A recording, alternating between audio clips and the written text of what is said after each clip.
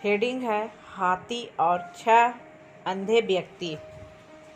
बहुत समय पहले की बात है। किसी गांव में 6 अंधे आदमी रहते थे। एक दिन गांव वालों ने उन्हें बताया, अरे आज गांव में हाथी आया है। उन्होंने आज तक बस हाथियों के बारे में सुना था, पर कभी छूकर महसूस नहीं किया था।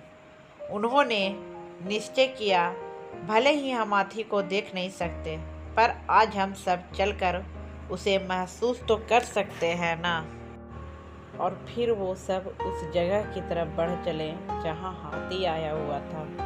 सभी ने हाथी को छूना शुरू किया। मैं समझ गया, हाथी एक खंबे की तरह होता है। पहले व्यक्ति ने हाथी का पैर छूते हुए कहा, अरे नहीं, हाथी तो रस्सी की तरह होता है। दूसरे व्यक्ति ने पूंछ पकड़ते हुए कहा, मैं बताता हूँ, ये तो पेड़ के तने की तरह है। तीसरे व्यक्ति ने सूंड पकड़ते हुए कहा, तुम लोग क्या बात कर रहे हो? हाथी एक बड़े हाथ के पंख की तरह होता है। चौथे व्यक्ति ने कान छूते हुए सभी को समझाया, नहीं नहीं, ये तो एक दीवार की तरह है। पांचवें व्यक्ति ने पेट पर हाथ रखते हुए कहा, ऐसा नहीं है, हाथी तो एक कठोर नली की तरह होता है। छठे व्यक्ति ने अपनी बात रखी और फिर सभी आपस में बहस करने लगे और खुद को सही साबित करने में लग गए। उनकी बहस तेज होती गई और ऐसा लगने लगा मानो वो आपस में लड़ ही पड़ेंगे। तभी वहां से एक बुद्धिमान व्यक्ति गुजर रहा था। वह रुका और उसने पूछा, क्या बात है, तुम सब आपस में झगड़ क्यों रहे हो? हम यह नहीं तय कर पा रहे हैं कि आखिर हाथी दिखता कैसा है। उन्होंने उत्तर दिया और फिर बारी बारी से उन्होंने अपनी बात उस व्यक्ति को समझाई।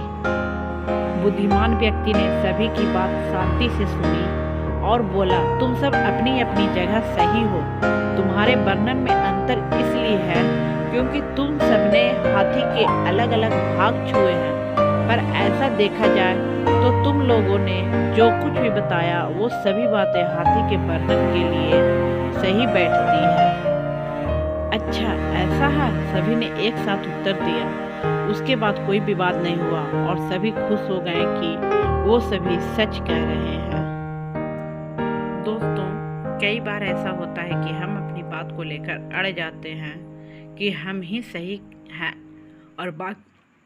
और बाकी सब गलत है। लेकिन यह संभव है कि हमें सिक्के का एक ही पहलू दिख रहा हो और उसके अलावा भी कुछ ऐसे तथ्य हों जो सही हो। इसलिए हमें अपनी बात तो रखनी चाहिए, पर दूसरों की बात भी सब्र से सुननी चाहिए और कभी भी बेकार की बहस में नहीं पड़ना चाहिए। वेदों में भी कहा गया है कि एक सत्य को कई तरीके से बताया जा सकता है।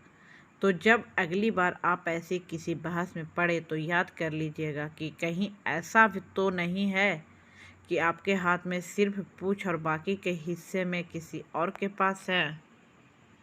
तो आज का कहानी समाप्त करते हैं।